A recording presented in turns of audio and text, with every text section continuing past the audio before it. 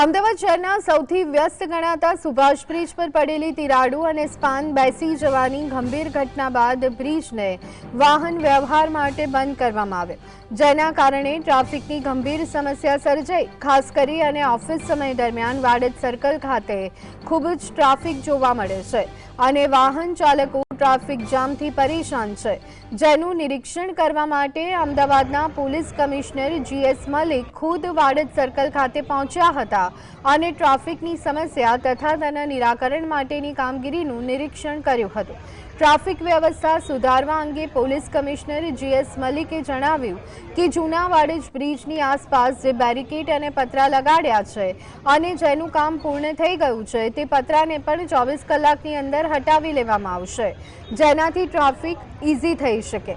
વચ્ચે રાખેલા બેરિકેડ પણ દૂર કરવામાં આવશે। ટ્રાફિક વ્યવસ્થા સુધારવા માટે તેઓ રેગ્યુલર પોલીસ સ્ટેશનમાંથી 250 પોલીસ કર્મીઓને આજે જ ટ્રાફિક માટે ઓર્ડર કરવાના છે।